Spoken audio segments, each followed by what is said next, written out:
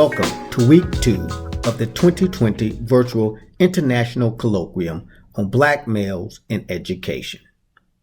We would like to thank those of you who joined us live last week to hear Dr. Brian Williams from the University of Virginia as he discussed his research on the relationship of the Black community with policing.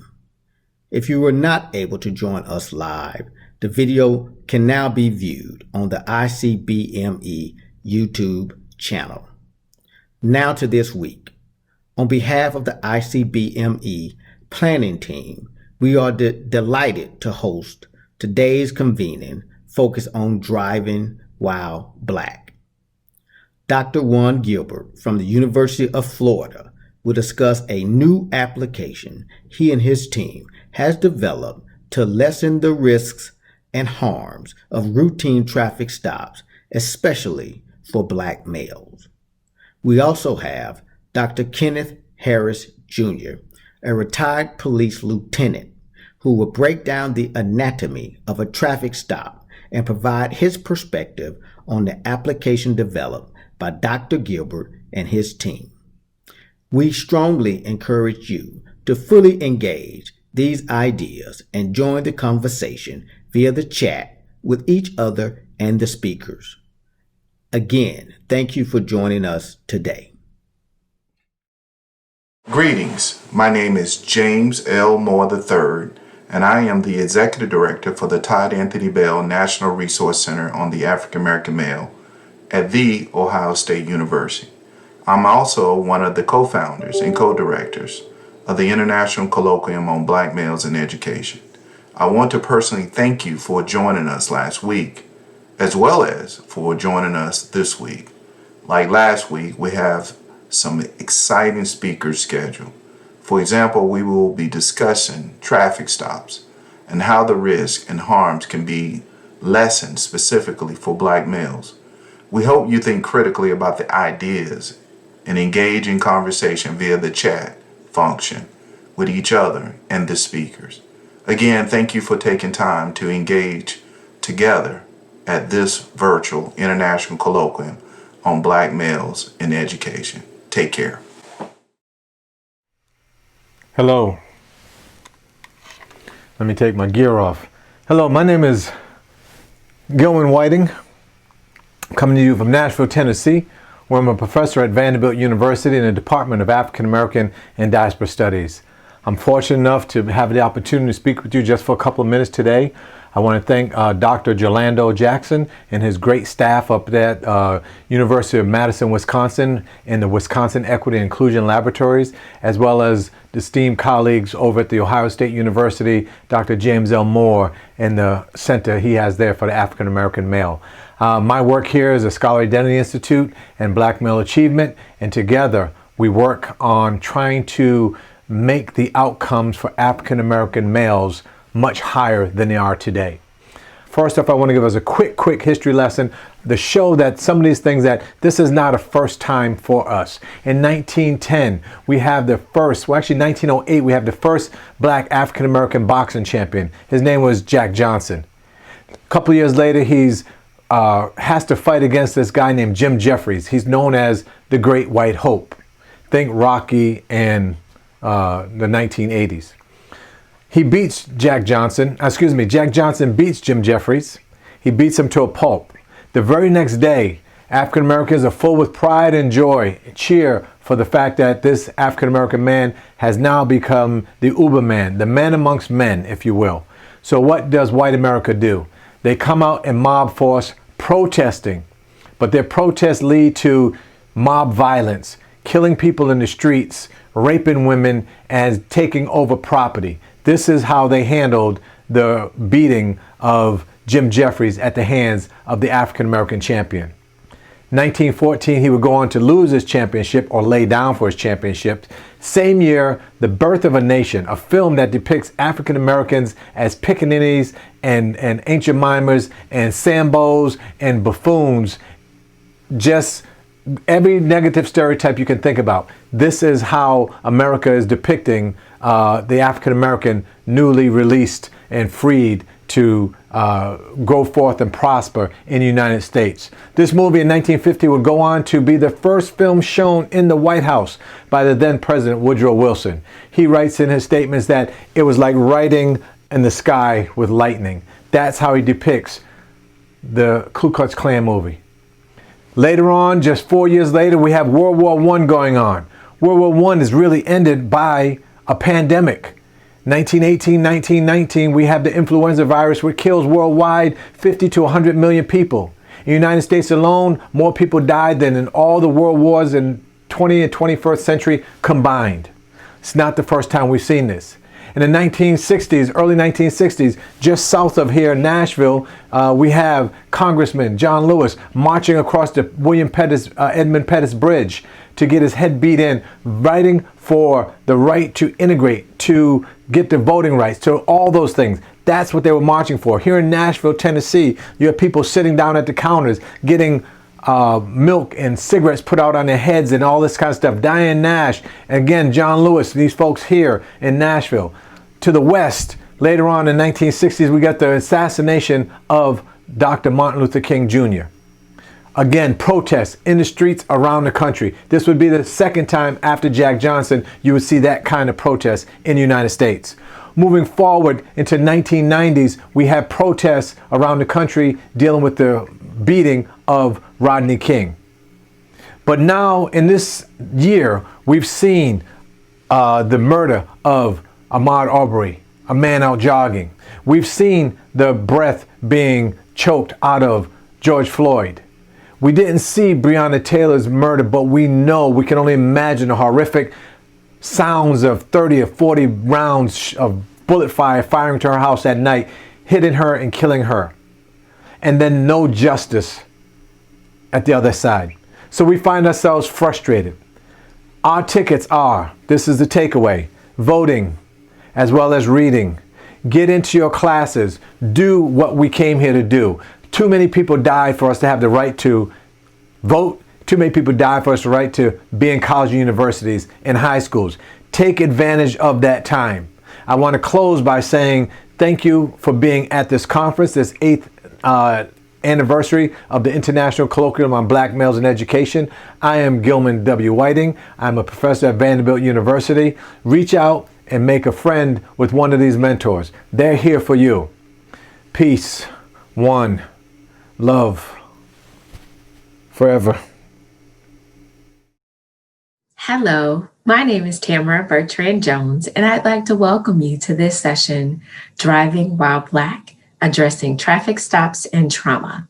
This session is sponsored by the Urban Education Collaborative at the University of North Carolina at Charlotte, under the direction of Dr. Chance W. Lewis, the Belk Distinguished Professor of Urban Education. The vision of the Urban Education Collaborative is to be the national model of excellence for partnering with urban schools, community organizations, and the business community to improve economic, educational opportunities, and quality of life for our nation's urban students. The mission is to advance the intellectual, social, economic, and educational conditions of urban students in the state of North Carolina and the nation through knowledge dissemination, innovative programming, and strategic partnerships. For more information on the Urban Education Collaborative at UNC Charlotte, please visit www.thecollaborativeunc.edu. We hope you enjoyed this session. I'd like to introduce this session's speaker, Dr. Juan E. Gilbert. Dr. Juan E. Gilbert is the Andrew Banks Family Preeminence Endowed Professor and Chair of the Computer and Information Science and Engineering Department at the University of Florida, where he leads the Human Experience Research Lab. Dr. Gilbert has research projects in advanced learning technologies, usability and accessibility, brain-computer interfaces, human-centered artificial intelligence / machine learning, and ethnocomputing, or culturally relevant computing. He has published more than 250 articles, given more than 250 talks, and obtained more than $28 million in research funding. He is also an ACM Fellow, a Fellow of the American Association of the Advancement of Science, a Fellow of the National Academy of Inventors, and a senior member of the IEEE. Dr. Gilbert was also named one of the 50 most important African Americans in technology. We are so delighted to have him to be able to share with us his thoughts on driving while Black, addressing traffic stops and trauma. It's just, real nerve-wracking. You got cops on both sides, flashlights in your face. As a Black man, you have that initial reaction like something could really happen to me right now. You got the lights flash. That puts shock into your heart. That's like shock treatment. It's very traumatic. A very familiar feeling comes each time I'm stopped. When I see a police officer behind me and the flashes go off, or they're just driving behind me, I'm nervous. At that point, that degree meant nothing. All that really mattered was the color of my skin. You're Black, you were driving, fancy car, all the evidence is stacked against you. If I can be in a scenario where I did absolutely nothing wrong, where my actions are above reproach, and I can still be taken advantage of, it does not give me faith and confidence in law enforcement. Treating us like criminals, like we about to do something wrong, all because we're in a Mercedes-Benz. So we're driving while Black. After we sued the Maryland State Police, we actually got a document in the discovery process where they said that they were targeting African Americans in rental cars on that very stretch of the highway because they were the drug dealers. They just see a young Black kid in a nice car. It's just like, he must be doing something wrong. This would not have been done if the driver was a Caucasian male. Family on Staten Island is angry after they say their car was seized by NYPD officers with no paperwork explaining why, no other explanation. And they're asking, was it a case of racial profiling? A lawsuit has been filed against LMPD, claiming racial bias. Police are focusing their work in areas where Blacks and Latinos make up the majority of drivers, which in itself could be seen as discriminatory enforcement of traffic laws. The answer is yes. Black drivers are more likely to be pulled over than white drivers. They're searched more during traffic stops than whites. And Black drivers are more likely to get arrested. I'm a big supporter of the police department, but what I'm not a big fan of is those who take it in their own hands and are abusing their authority and abusing their power. You make one wrong move, either you're gonna die or I'm gonna die or get hurt or shot. The access to put our hands up, you come out first, you're probably scared. I'm scared because I'm like, they're known for shooting people of color. I'm afraid to die. I am Dr. Juan Gilbert. Thank you. So I will dive right in and talk about traffic stops. In 2016, there was an accumulation of Blacks being shot during routine traffic stops. Philando Castile's murder was the tipping point for my research team. And I remember this very vividly. I walked in the lab one day in 2016 and my students were there and they looked very sad. And I asked, what's the matter? And the response was, we're tired of Black people being shot. And as a result of that, I said, well, we could do something about that. And so throughout history, we've known there's been allegations of conflicts during traffic stops. When I was younger and in high school, there were issues with law enforcement and Black males driving. And these things have been around and persisted. And so we said, let's see if we could do something about this, do something different. Then in 2018, there was a special report released. This report is titled Contacts Between Police and the Public. The data that was put in this report came from 2015, but it was released in 2018. And this was released by the US Department of Justice. And it was under the Office of Justice Programs and the Bureau of Justice Statistics. So they released this report, and the details all the interactions between police and the public. In other words, it has statistics on police engagement and things like that with the general public. So let's take a look. Figure 1 shows the percentage of US people who had any police contact, and it's organized by type of contact. So in looking at this graph, you'll notice that police initiated contact accounted for 10.8% of the contact, and under there, 8.6 of that came from traffic stops. So 8.6 were traffic stops, okay? Now, let's continue. Table 1 shows the number and percent of US residents who were stopped, and it has demographic data with it. So when I look at this data, the thing that stands out to me, and I'm gonna leave this up for a little bit so people can browse over it. First and foremost, any contact. So if you look at this, white people were the highest of any contact, 22.7%.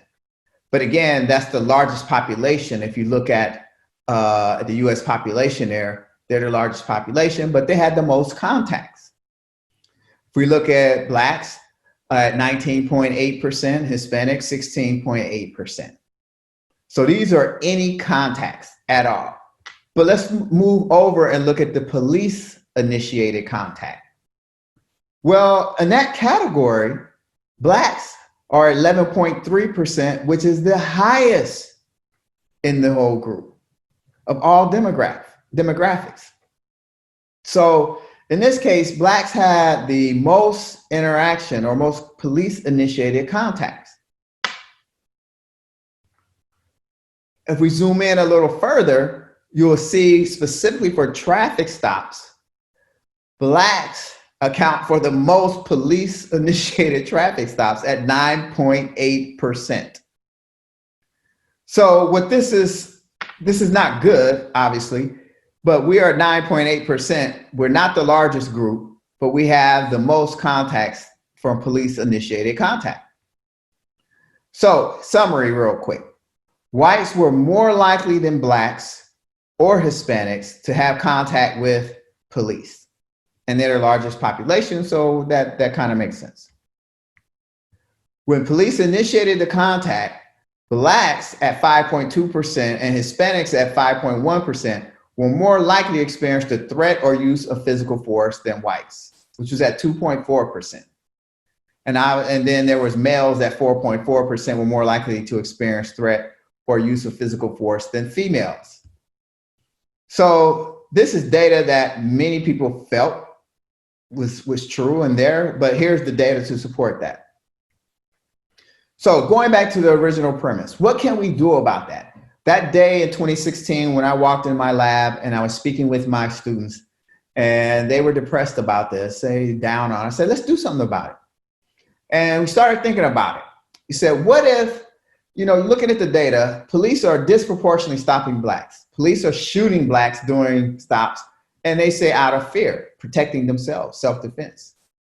With the proliferation of video technology on phones, we are now seeing what happens. So we're seeing things in a new perspective that we didn't have many, many years ago. So with this traffic stop, could we do some things differently? Is there a way to de-escalate the traffic stop? What if we could create distance between the officer and the driver or passengers? What if we had a third party that could be engaged during the traffic stop? Would this result in a safer interaction for all involved? I suspect it would. So we started with these premises and said, could we take this and actually do something about the traffic stop? So using our expertise, we designed what's called the virtual traffic stop. And you can see that at virtualtrafficstop.com and on Twitter at trafficstopapp. So let's look at what that is. From a operational perspective, we were thinking people would download the app. After they download it, they take a picture of your driver's license, proof of insurance, and vehicle registration. So that picture of those will be on your phone. You put it in the app. You enter the tag number, make, model, year, and color of each vehicle that you would be driving. So you put this data in your phone on the app, and it's not in the cloud. It would stay local on the app. And then once you do that, you be ready. You say, ready for what? Well, at that point, you get a traffic stop, and you could use this app to create that distance and de-escalate the tension between the law enforcement officer and the driver. We'll come back to that in a second. So, and it was January 24th, 2017, we made a public release of the virtual traffic stop. We announced that we were going to be doing this. In July 2017, we did ride-alongs with Gainesville PD. So the ride-alongs were there for us to get experience to see what traffic stops were like from their perspective. When we did the ride-alongs, we made a discovery, which was shocking to us, the team. That discovery was that there is no standard protocol for a traffic stop. Officers do them differently. And that was somewhat surprising for us, but that's the reality of it. There is no standard protocol. We had some officers who would pull up and immediately jump out of the car and rush up to you and say, give me your information. Had other officers who would pull you over, sit in the car, run your plate. I mean, it was variations all over the place. So then, August 2017, we did a demo with the University of Florida Police Department, Alachua County Sheriffs, and Gainesville PD. So we had created a demonstration of this technology with them.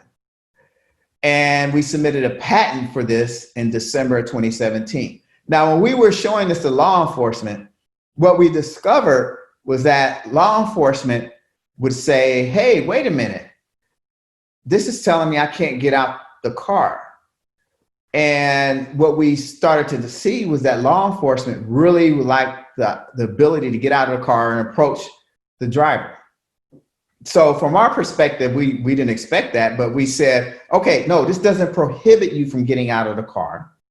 What we're calling it is a de-escalation mechanism whereby you can get out of the car, approach the car in front of you, but now you know who's in the car, what they're doing, what they have, and you de-escalate the tension prior to going there. And that started to get law enforcement opening up to the idea of the virtual traffic stop. So with that said, let's do a demo. This demo shows how the virtual traffic stop interface is used by the driver and police officers when a routine traffic stop is in progress. First, we have the law enforcement virtual traffic stop interface on the left and the driver virtual traffic stop application on the right. When pulled over, the driver can start the app by clicking on the virtual traffic stop icon. This user has not yet registered. Therefore, the virtual traffic stop app prompts the user to register as a new driver. To register, the driver will enter in their personal information, such as their name, driver's license number, and address before uploading photos of the required documents needed to operate a vehicle. First, the system will ask the driver to upload a picture of their license. This user has already taken a picture and therefore chooses an existing photo of their driver's license. Once the driver selects the register button, the system then prompts the user to add a car associated with the driver. In this case, the driver will add information about the car that they are currently operating. The driver adds the license plate number along with the make, model, year, color, and nickname of the car. Additionally, they are asked to add a picture of the driver's registration card and their insurance card.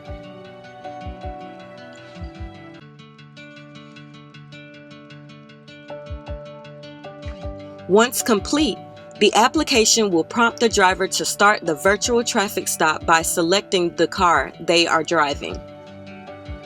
Whenever the officer is ready, they are able to log into the virtual traffic stop and input the vehicle's license plate number to retrieve information about the stopped vehicle and its owner or driver. Once the information is retrieved, the police officer can verify that the car is insured and that the driver has uploaded all the required documents to operate a vehicle. On the driver's side, information about the officer appears, including their name, their department, city, and state, and their badge number. Once the officer has verified the information and is ready, the officer clicks ready to start the video to cut on the camera and then clicks join to initiate the video conference with the driver. Both the driver and officer are able to see each other. Once the officer has verified the driver's documents, the officer can issue a citation or simply send the driver on their way. And here's the virtual traffic stop team. From left to right, there's Dakita Moon. That's the voice that you heard. She's finishing her PhD in the lab this semester. Isabel Lorenzo will be finishing her PhD in 2021. Michelle Imamdi finished her bachelor's degree in computer science, and she works in the industry. And Dr. Jessica Nicole Jones finished her PhD and is working. And so what you saw in that demo was our early first version of it. And we made some tweaks on as far as how to actually connect with the officer. Another feature that you didn't see in the video that we added is the third party. So let's say it's a minor driving and the law enforcement officer pulls them over. Well, they start the virtual traffic stop app. The officer opens their app, the two connect, and because the student opens it, the child or the driver opens it, their parent can also be notified and video conference in. So you have a video conference with the parent, the driver, and the actual officer. So where are we now? We did those tweaks. We're seeking a license. The virtual traffic stop, we created this technology and we're not looking to start a business ourselves. So we were looking for entrepreneurs. If there are any entrepreneurs out there, reach out and contact me because we're trying to get it out there in the real world. And another implementation of this that you didn't see in the video, we're using phones in the video, but we also have a way of using this embedded in the vehicle. So imagine if you have a car that has a touch screen in it, you don't need, this could just integrate straight into the touch screen instead of having to use your phone. We believe this virtual traffic stop can save lives. We are confident in that this has the ability to de-escalate traffic stops. The interactions that have been happening have been deadly and lethal at times. And as a result of these interactions, again, our team decided, let's do something about it. And we believe the virtual traffic stop can be a way to keep both parties safe, meaning the driver and law enforcement. And with that, I'll say thank you. And here's my contact information. If anyone's interested in learning more about the virtual traffic stop, please reach out and don't hesitate. We're happy to speak with you about our innovation and how we see it being released and saving lives. Thank you. Good day and welcome. I'm Ken Harris. I'm the Assistant Dean for Professional Development, also an Associate Professor and Department Chair for Justice and Public Policy at Concordia University of Wisconsin in their Batterman School of Business. I'm also a retired Milwaukee, Wisconsin police lieutenant with 27 years of experience as a certified law enforcement officer. My training and experience includes holding state of Wisconsin law enforcement instructor certifications in emergency vehicle operation, vehicle contacts, professional communication, and general law enforcement instruction. I've also had experience as a traffic accident investigator, public information officer, recruit academy instructor, and field training officer. Currently, I'm a part-time police officer with a state police agency. So today we're here to talk about the anatomy of a traffic stop, a review of also the virtual traffic stop app by Dr. Juan Gilbert. And so we're going to look at basically an overview today of how we look at the observable traffic violation. We're also going to look at some pre-stop conditions and considerations, and also help you understand what reasonable suspicion is and how it must exist in order to actually conduct a traffic stop. Well, let's go back. Reasonable suspicion, as stated by the Cornell Law School Legal Information Institute, basically says that reasonable suspicion is an objective, justifiable suspicion that's really based on specific facts and circumstances that justify either stopping someone in a car or conducting a search, a frisk of a person thought to be involved in criminal activity at the time. So then, how do you really qualify reasonable suspicion? How do you think that through as a law enforcement officer? Well, from our point of view, the officer has to and really needs to have an unbiased, clear, fair, and justified reason to actually stop someone. That includes you driving in a car. So if you're driving in a vehicle, there needs to be something to point to that's very specific, that's very articulatable, very specific facts and circumstances why you got stopped. That might be an example of weaving in traffic. That might be an example of stopping in the roadway. That may be an example of stopping in a crosswalk. There are all sorts of things. There can also be a traffic accident involved where it gives the officer really direct, reasonable suspicion to make a traffic stop. And something you should understand is that the level of suspicion really doesn't need to rise to the level of probable cause where you would make an arrest, but the reasonable suspicion also has to be more than just a mere hunch that you think that someone is actually doing something wrong. And so let's examine, let's look at the anatomy, let's look at how we break down an actual traffic stop. Officers conduct traffic stops every single day. Traffic stops go throughout cities, throughout states, throughout rural areas. Many times we don't all drive perfectly. We don't all obey all of the traffic laws and the traffic ordinances in our particular city, town. And so sometimes we actually observe people doing something wrong. But again, you have to have reasonable suspicion. It has to rise to the level that you can articulate in court that I actually observed with my eyes and a camera, if available, this person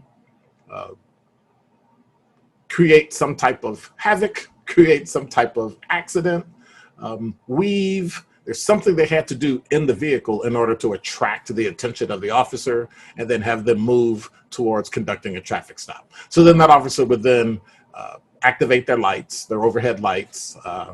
They would possibly use their siren to get your attention if necessary. They would then do what's called, well, let me put it in layman's terms. They would use a radio to call the dispatcher, or they would use what's called a mobile data computer in their vehicle to actually put themselves at the particular location.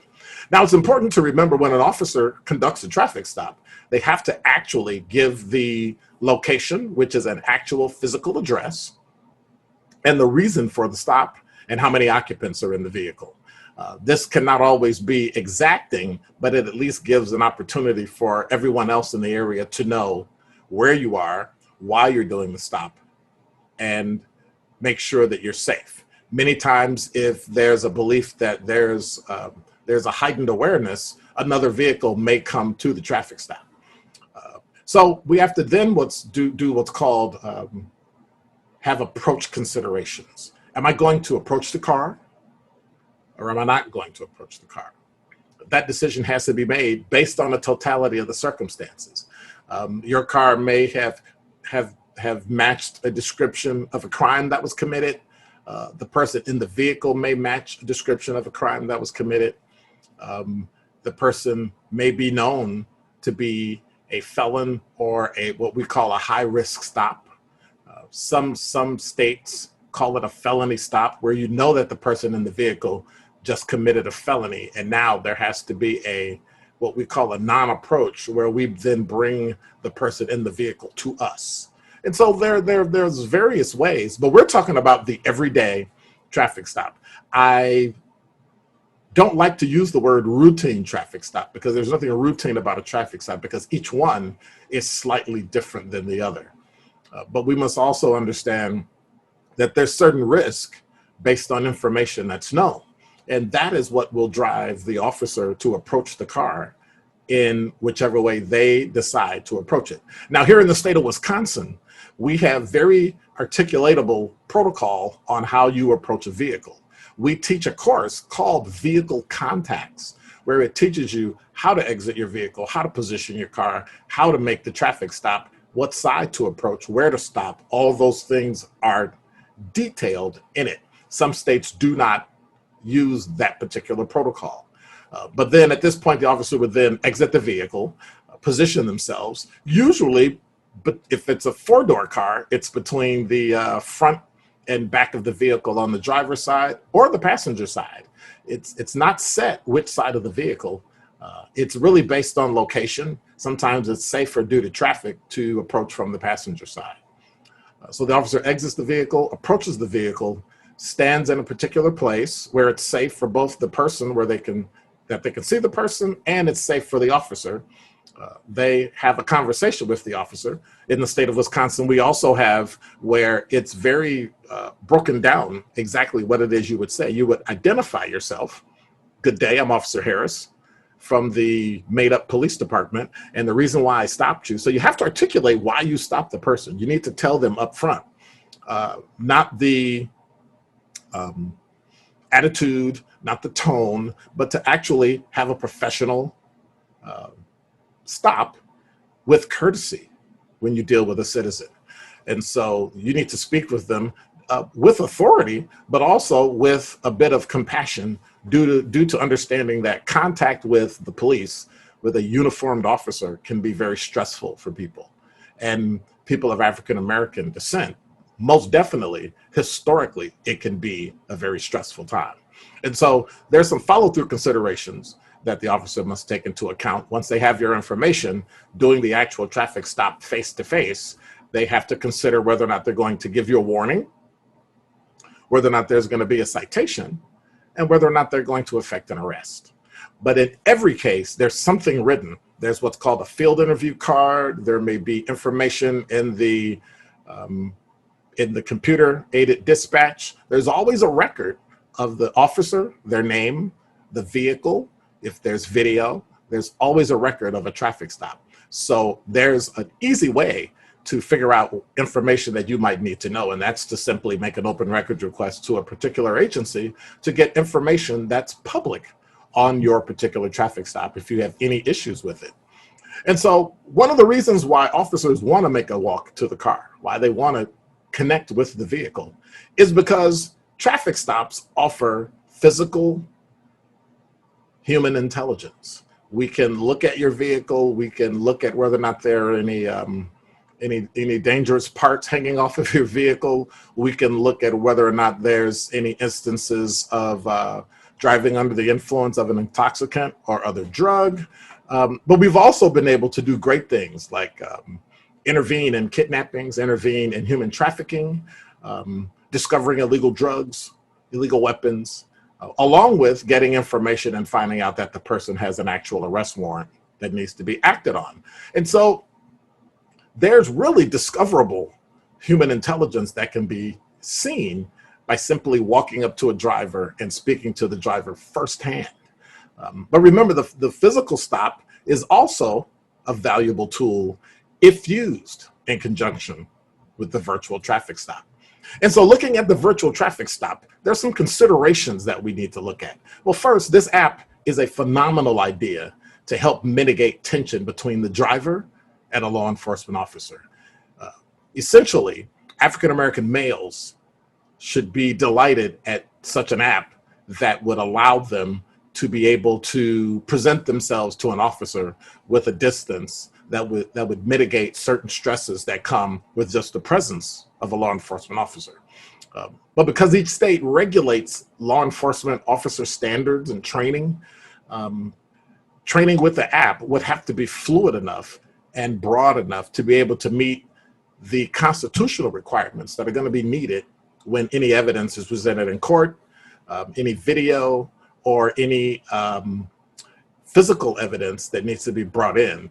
There may be an issue with that. And so that's something that would need to be looked at so that the app would be able to create a very uniform instance for officers to be able to utilize it at some point in their stop, even if it's at the initial stop, even if it's at the initial phase of the stop. What it would do is give the officer, and as well as the citizen, time to relax, to work through any implicit biases they may have in order to mitigate that stress that naturally occurs when you have an interaction of a person with a badge and a uniform and a weapon. Many jurisdictions also use a device called TRAX, and it's a traffic system where you're able to type out your traffic citation in record time. So in many cases, it would take upwards of 20 to 30 minutes doing wanted checks and handwriting a citation, whereas now a track system can populate many traffic citations. However, you have to have physical contact with the driver's license. So in that instance, a virtual traffic stop would be great in the initial process of a traffic stop, in the initial phases of a traffic stop. But now, in order to write that citation, you would have to physically have that driver's license if you have a track system. So that's one consideration that would need to be thought of and possibly integrated with the virtual traffic stop app. And also, again, because each state regulates law enforcement training, those things would have to be really adjusted to meet those constitutional requirements. And so you have to remember, a physical stop really does allow an officer to utilize their training and experience. Again, those instances of human trafficking, those instances of kidnapping, illegal weapons, things of that nature, it would be an invaluable tool along with the virtual traffic stop, if but to see the movement of a person, the tone of a person, that an officer with their training and experience would be able to read and hear, or even understand. If you stop a minor in the car, you would be able to understand and soften the experience for that particular person and actually show some compassion. And then if you have to make an approach, then make a physical approach. You know, one of the things that's important is that we collect an inordinate amount of data from traffic stops and cameras. A great example of some type of collaboration that could be done with physical traffic stops, other disciplines, it's some type of collaboration with the app would be, an example would be Dr. Jennifer Lynn Eberhardt, who's a professor of psychology at Stanford University, who's done a phenomenal job with TED Talks and her book Bias that really talks about the consequences of the psychological associations between race and crime. And now you can apply it to law enforcement officers. I believe with the use of this app, I believe an interdisciplinary collaboration would be in place with computer science, with Dr. Gilbert, along with criminal justice, psychology, things in those disciplines that might really pinpoint the positioning of the app for use in law enforcement. And I believe this will go far in making this app a staple in academy curriculum, where officers are able to use it in some process, in some part of their traffic stop, which will then mitigate that stress between officers, African Americans, and the public at large. So thank you for being here today. I appreciate your listening today. I hope this has been helpful. The anatomy of a traffic stop. Thank you.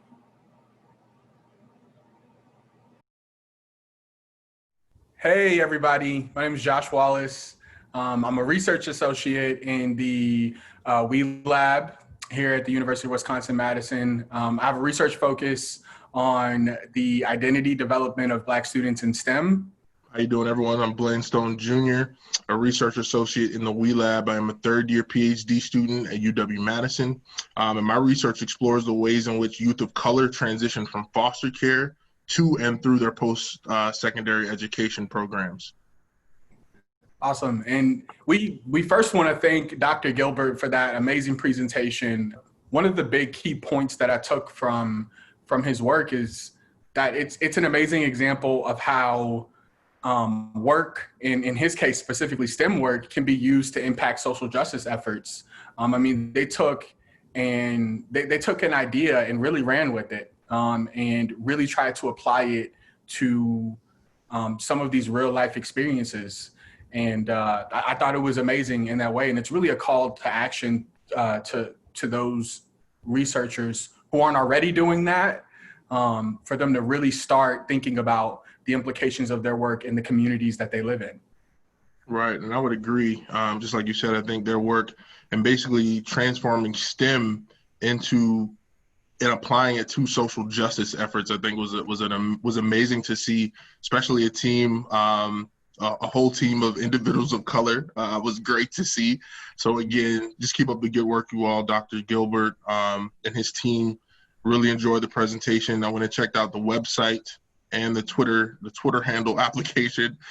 So kind of bringing it all full circle, I guess. And again, for me, it was just good to see creative minds out there putting different things to use in all different platforms. Research is important and it's impactful. And I think it definitely challenges us to really think about how our work impacts the greater community. So that's just amazing. On a more personal level, I feel like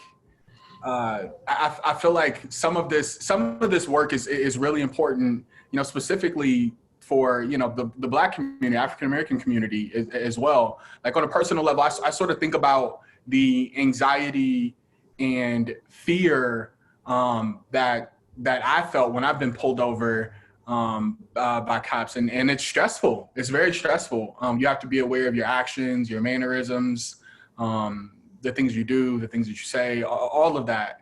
And so for me, an app that limits potential contact with an officer, I mean, it's huge in the way of potentially limiting harm as well. What are your thoughts on that? I would agree. I've had way too many experiences with police officers. The typical, oh, we stopped you because you look suspicious, your tint's too dark, except, these excuses for pulling over individuals of color. And again, like you said, anxiety, it's like, all right, who do I call? Where do I need to keep my hands? It's a feeling that, again, is something that it's just not a good feeling at all. You know what I'm saying? Especially with the way things are portrayed now. Are you going to be able to drive away? Are you going to be able to go home? And those different types of things.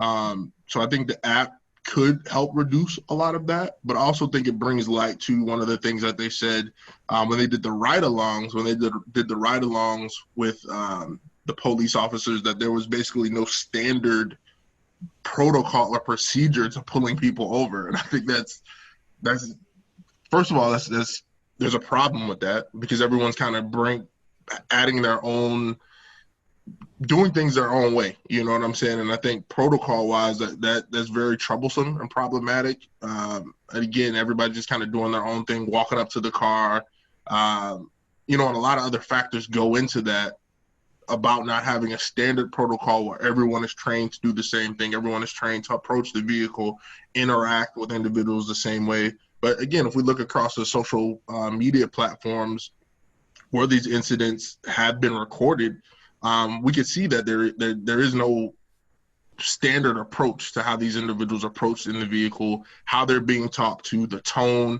and just the things that happen to them in the end aren't the same way they're approached or handled when the driver is white.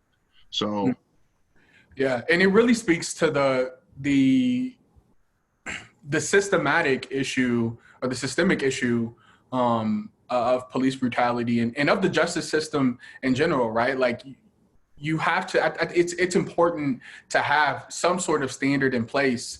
And to be quite honest, I feel like even when there has been a standard, right, like a lot of people have gone against that. really been able to get out of it, without any sort of implications for themselves. That's one thing I was thinking about as well, is just like when the whole body cam thing came out, there was a lot of police departments that did not want to utilize that service, and then now you see more starting to use it. But if the app like this was to be developed and put in place for different police departments, what do you think?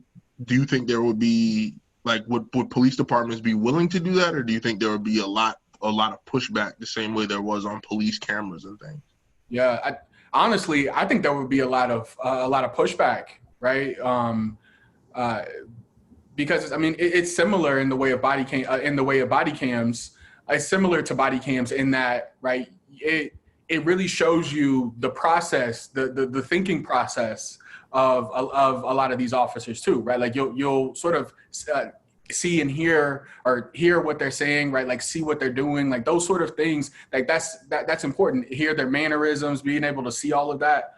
All of that, I feel like will really sort of provide some transparency. And I think oftentimes the general public doesn't get that transparency, and it's really, really crucial if we're wanting to sort of to really start to mitigate some of this conflict and really start to tackle some of these systemic issues, right? If we don't have transparency, then it's difficult to do that.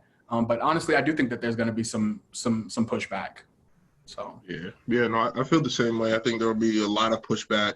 Officers, again, coming up with these different things, and again, a lot of them having that power dynamic personality to them, kind of saying like, well, why do I need to do this, or I don't need to do this?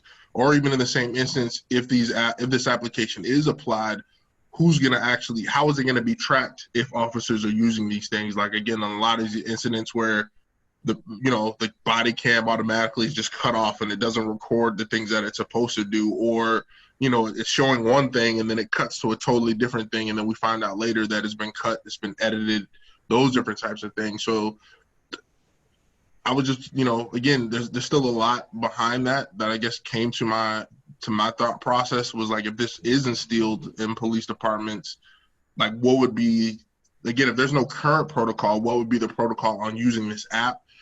If an officer isn't doing these things in the first place, how are they going to instill some type of protocol, I guess, to make sure that they, use this application, use it correctly, and not just kind of say, hey, I'm going to do things my way, which pretty much they tend to do currently. It's important to really ask those questions, and it's important to have answers to those questions for our own sake, right? Like in the sake of other people who have lost their lives, or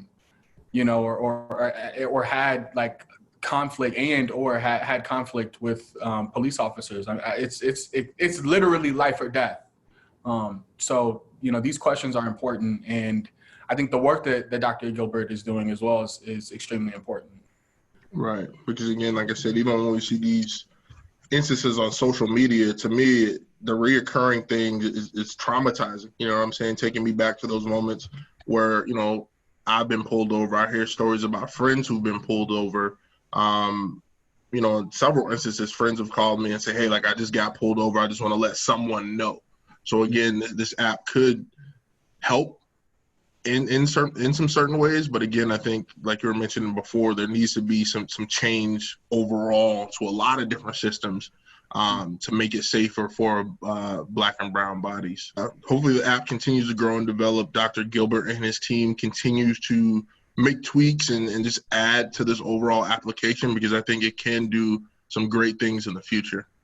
This is a great starting point, and hopefully it empowers other researchers to do the same within their work too. Use their work to impact social justice efforts. Thank you for, chatting with me and discussing Dr. Gilbert and his team's presentation. So everyone continue to enjoy the ICBME conference virtually. Sending love and positivity to everybody out there. Thanks for being with us. Hello, everyone. I bring you greetings from the University of Wisconsin-Madison. My name is Dr. Cheryl Gittens, and I'm the Interim Deputy Vice Chancellor for Diversity and Inclusion and Chief Diversity Officer. I want to welcome you to the 2020 International Colloquium on Black Males in Education, a virtual experience. I don't have to tell you that these are unusual times. Our generation is experiencing a unique set of challenges and circumstances. Some of them are okay. Some of them are good. Some people are thriving. But many of them, not so much. Not at all. Well, one thing is for sure, and that is that change is on the horizon. And what could make a chief diversity officer more ready, more tuned in than an upheaval of societal change? While the circumstances are unprecedented and frankly challenging, I am honored to be heading up diversity and inclusion at one of the nation's top research institutions during this time. I am grateful to have the opportunity to support the Chancellor and administration in bringing our diversity, equity, and inclusion goals to reality. This is a time we can truly make a difference on our campus and in our community. Like everyone, at least folks in my communities, I'm horrified but not surprised by the desperate impact of the COVID-19 pandemic on our communities of color. I'm saddened that it had to be something so awful to get people's attention, but some people are tuning in. And I'm constantly asking myself, why do people of color have to suffer and die just to make a point? Well, the reality is we've been facing spiritual and emotional demise for a very long time within a plague of systemic racism. Well, like I said before, times are changing. So I hope that the time you spend at this colloquium gives you space to voice, to question, to analyze, to challenge, and to strategize on what our next moves should be. I also hope this conference gives you an opportunity to take some time to heal and to find community and connectedness and belonging. I'm encouraged by you. I'm encouraged by our future generation. I see what y'all are doing, and I look forward to the outcomes of the dialogue happening at this year's conference. And until we can see each other face to face, I wish you well and keep moving.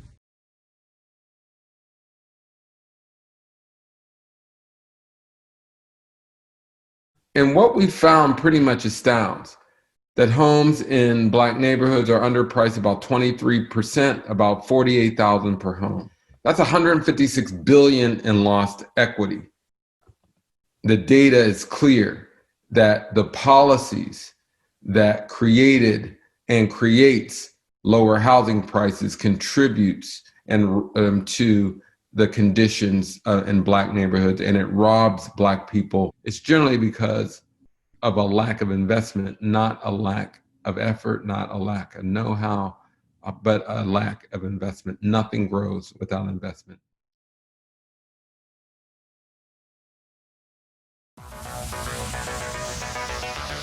Humans started wearing shoes about 40,000 years ago, and although the styles of shoes have changed with the times, the actual shoelace has never changed until now. Introducing the revolutionary brand new RDR technology that makes Knobbits. Knobbits is a new technological and innovative shoelace that addresses the continual problem of shoelaces coming untied. The knobs grab each eyelet inside the knot, holding it tight so the shoelaces won't work loose. Recently, mechanical engineers at a world-renowned university found that when running, feet strike the ground at 7 times the force of gravity. Responding to that force, the shoelace knot stretches and then relaxes. As the knot loosens, the swinging leg applies the inertial force on the free ends of the laces, leading to rapid unraveling in as little as 2 strides. If you're like most people, you struggle with the battle of the bulge. Not that bulge, this bulge. When we pull our shoestrings tight from the top, the first 3 or 4 eyelets get the most force, letting the others relax. With knobbits on either side of the eyelet, this solves the issue of the knot stretching and loosening, making it nearly impossible to come untied by itself or move. Knobbit's RDR locking system allows you to customize the lace tension at every eyelet set. And what's the first thing you notice when you lace your shoes up with Knobbits? A popping noise.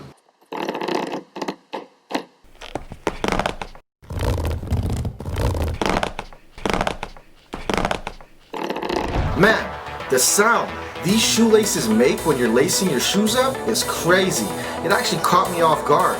Being a coach for kids, I know that safety is so important. I got the whole team Knobbits, and the performance is unreal. The sound that these shoelaces make when you string them up is the first thing that I noticed. I know my son will be safe with Knobbits. For maximum performance of your shoes or cleats, they need to fit you securely. Unlike conventional laces and other alternatives, Knobbits shoelaces stay tight, allowing your shoe to perform to its optimal level. How many times have we seen a game be interrupted because someone had to tie their shoes? Happens all the time. How about Jared Jack tying the shoes? Tying shoes! Lace them up!